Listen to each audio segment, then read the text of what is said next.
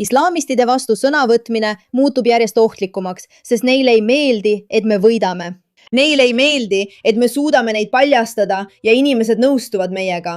Seetõttu peavad nad kasutama ainsat vahendit, mida nad tunnevad – vägivalda. Ja nad hakkavad inimesi ähvardama, aga tõsiselt, nad avaldavad inimeste isikuandmeid ja ähvardavad inimesi, kes on internetis ja lihtsalt paljastavad selle liikumise valesid ja hullumeelsust. Täna on meil südant lõhestav lugu Inspiring Philosophilt. Ma mõtlen, kuulake seda ise. Hiljuti pidin ma veebikogukonda teavitama, et moslemid ähvardavad ja avalikustavad minu ja mu perekonna andmeid, kuna ma ei ütle, et islam on rahumeelne. Nii et siin see on, chat. See on IP number. Nii et IP, see pole midagi, muide, IP. Sinu välisuks on järgmine, aga me võtame rahulikult, sest me läheme lõpuni ja see mõjutab sind IP mitmel moel. IP peab järgmisena kolima. Sa pead järgmisena kolima, IP, sest sa kogu aeg ütled, et islam pole rahumeelne. Ei, sina oled see, kes provotseerib. Ei. Aga ma mõtlen, kui irooniline on see, et nemad ütlevad, et sina oled nii probleemne, sest ütled, et islam pole rahumeelne. Nii et me oleme nüüd üldse mitte rahumeelsed, et sinu väidet tõestada. Neile, kes ei tea, siin on God Logic. Sul on terve hulk neid imelisi mõjutajaid internetis, kellest enamik on kristlased, kes veedavad oma aega erinevate religioonide, eriti islami, ümberlükkamisega, sest nad arvavad, et see on hullumeelne ja nad mõistavad selle ohtu. Ma mõtlen, me kõik mõistame seda, sest see ongi oht. Ma mõtlen, piisab vaid sellest, kui näha, kuidas keegi YouTube'is midagi ütleb ja teda kohe toksitakse, et mõista, et see ongi tegelikult oht. Kõik saavad aru, keegi pole rumal, IP. Michael Jones, sinu enda õde töötab koolis, kus on moslemid. Sa oled väike islamofoob vend. Me peame kooli helistama. Või teeme seda ise. Usu mind. Iroonial ei jää märkamata kellelgi, kellel on rohkem või 2 ajurakku. Sa tõestad mu väidet, et islam on vägivaldne religioon, millele tuleb iga hinna eest vastu seista. Nüüd, pärast seda, kui ma selle video tegin, on moslemid jätkanud minu ründamist, avaldades seda, mida nad arvavad olevat minu koduaadressi ning ähvardades mind füüsilise vägivalla ja isegi mu naise vägistamisega. IP, ma peksan su läbi. IP on paru. Ma peksan su läbi. Üks löök ja sa oled väljas. Ma ütlesin, et teen sinust oma konkubiini. Ja ma jään endiselt selle juurde. Ma teen sinust oma konkubiini. Mida sa tahad? Lihtne. Keegi ei taha teda. Noh. Ja oota korraks. Teen IP tüdrukust oma konkubiini. Teen Taavidi tüdrukust oma konkubiini. Ma mõtlen, muidugi, see on religioon, mis austab sügavalt naisi. See on rahumeelne. Nad lihtsalt tõesti püüavad Jumala sõna levitada. Ma mõtlen, kas see pole siis nii ilmne? Teise mehe naise oma liignaiseks nimetamine. See on täpselt see, kuidas me naisi kohtleme, kui me neid austame kõik, eriti islami usu järgi. Järgmisena oli maja, eks? See on see maja, kust IP oma pettust korraldab. Vannituba, köök. See ongi siin. See on koht, kus see väike jumalateotaja loom on pärit. Kas ma võin lihtsalt öelda, et mõnikord, kui sa oled internetis, tundub, et okei, ma võin siin arutleda ja midagi ei juhtu. Aga kui nad hakkavad sihtima sinu õde, sinu kodu, sinu naist, sind ähvardama ja mitte ainult vastikuid sõnumeid saatma. Ma mõtlen, me saame sõna otseses mõttes 1000 vastikuid sõnumeid. Keda see huvitab? Need on ausalt öeldes päris naljakad. Need pakuvad mulle palju meelelahutust. Jah, sa arvad, et ma olen jälg kant. See tähendab, et ma teen oma tööd hästi. Igatahes, see pole praegu oluline. See on hirmutav. See on hirmutav ja see on probleemne, uskumatult probleemne, et kui inimesed ütlevad midagi internetis, siis nende elu ja füüsiline turvalisus on ohus. Kõige tipuks, kui ma olin Los Angeleses, otsustas selle moslemi tsirkuse pealik mind ja God Logicut jälitada kirikusse, kus me pidime esinema. Ja ta väitis, et tal on relv kaasas. Hei. Kuidas sa pissid? Hei, kas pissi taha või tagataskusse või ei? Ei, ma ei tea. Mitte kirikus. Ei, mitte päris. Ma räägin kaist. Jah, ma teeksin seda. Sest nad kutsuvad praegu turvamehi. Vaata. Ma just nägin seda. Sellepärast mul ongi see 6. meel. Sa saad aru, mida ma mõtlen? Jaa, mul on 6. meel. Vaata, nad ongi seal. Peamine põhjus, miks see on üsna hirmutav, on see, et ka teised sisuloojad on kogenud sarnaseid probleeme ja neid on isegi sihikule võtnud terroristlikud organisatsioonid.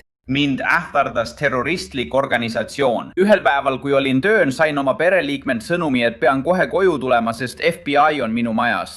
Ma istusin autosse, helistasin sellele pereliikmele ja sõitsin koju. Kui koju jõudsin, ootas väljas üks mees. Ta näitas mulle oma märki, teatas, et on FBI-st ja ütles, et peame rääkima. Ta ütles mulle, et Lähis-Idas tegutseb terroristlik rühmitus, kes sihib mind ja nimetab mind kaafiriks, kuna olen oht prohvet Muhammadi väärikusele. Sellel terroristlikul rühmitusel olid minust pildid, isiklikud andmed ning nad otsisid aktiivselt minu aadressi, plaanides mind ja mu lähedasi tappa. Moslemid ähvardavad vägistamise ja vägivallaga. Nad jälitavad meid ja otsivad aktiivselt minu tegeliku koduaadressi. Kõige selle hulluse kõrval ootame mina ja mu naine peagi meie teise lapse sündi. Et hoida oma perekonda turvalisena, samal ajal kui ma jätkan evangeeliumi levitamist internetis, ei jää mul muud üle kui kolida uude koju. Leidsime mõistliku hinnaga kodusid kaugel, valvatud elurajoonis, et oleks rohkem kaitset. Kuid oma praeguse palgaga ei suuda ma seda endale lubada. Tal on raha vaja, kallid inimesed. Kui see teile korda läheb, siis palun annetage. Veenduge, et see mees saaks tõesti turvaliselt elada. Ja praegu ma tõesti ei tea.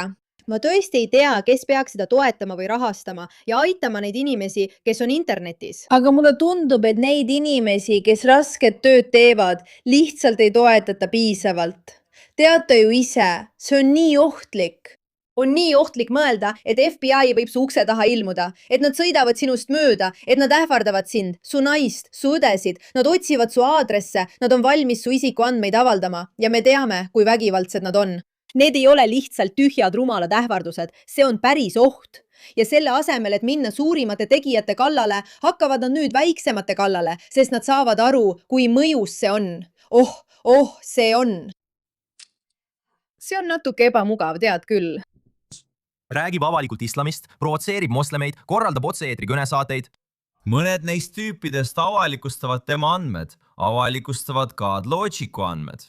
Ja nii otsustab Mike Jones teha GoFundMe kampaania ja öelda, kuulge, me peame kolima turvalisemasse kohta.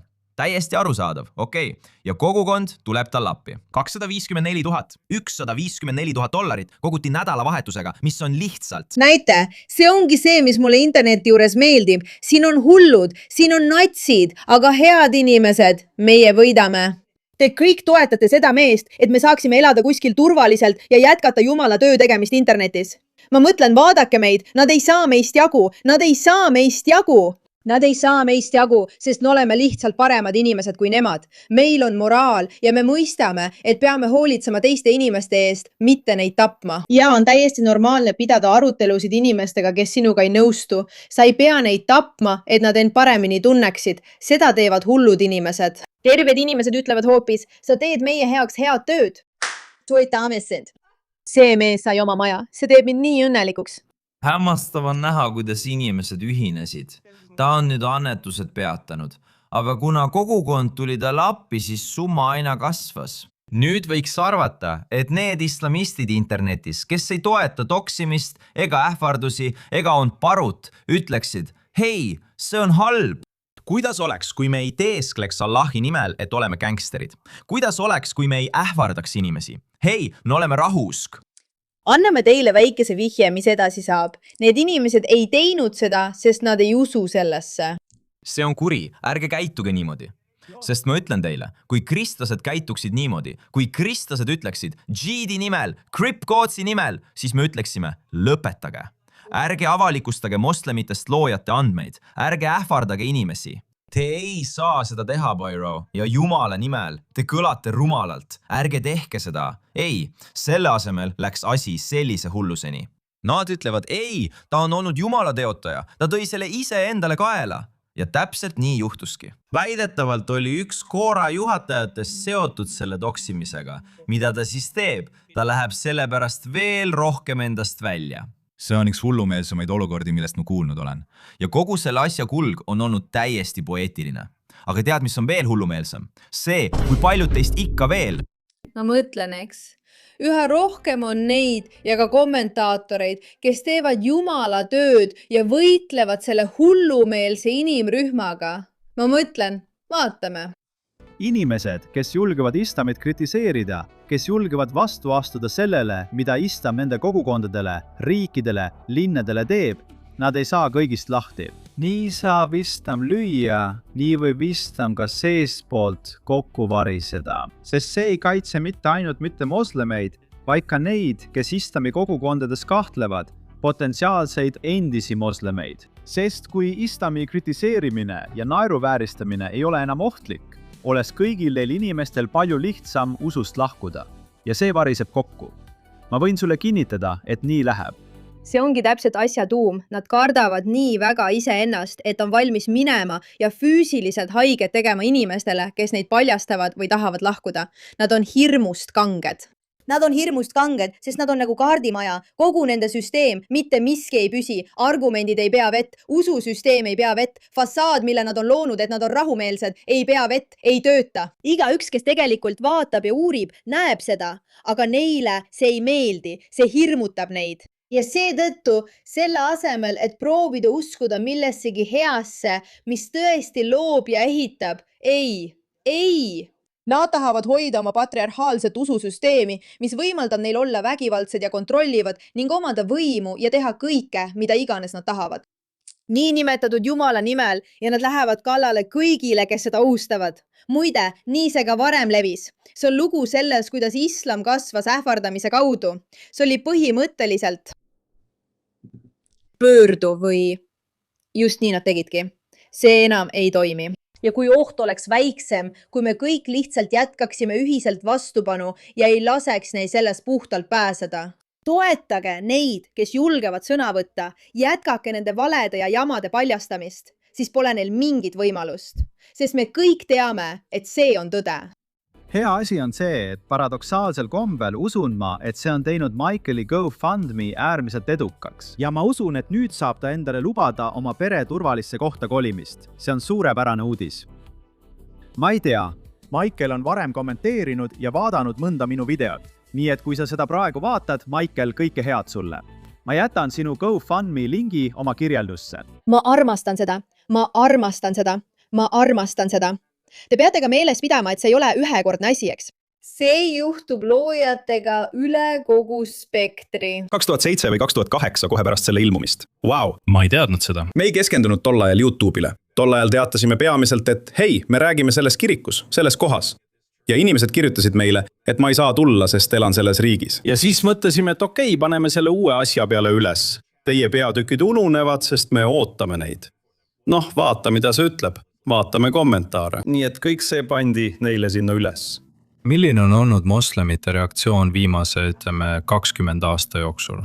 Nii see ongi, mu sõbrad. Nad kardavad ja me kavatseme sellele jätkuvalt panustada. Me ei kavatse peatuda ja me jätkame nende paljastamist. Ja me jätkame nende inimeste toetamist, kes neid paljastavad, sest just nii me võidame üheskoos, üksteist armastades, hoolides tegelikult meie ühiskonna kaitsmisest ja nende inimeste toetamisest, kes teevad rasket tööd. Sõbrad, selles see vastupanu seisnebki. Mul on nii hea meel näha, et GoFundMe kampaania õnnestus. See paneb mind taas inimkonda uskuma. Aitäh, et sellele teemale tähelepanu pöörasite.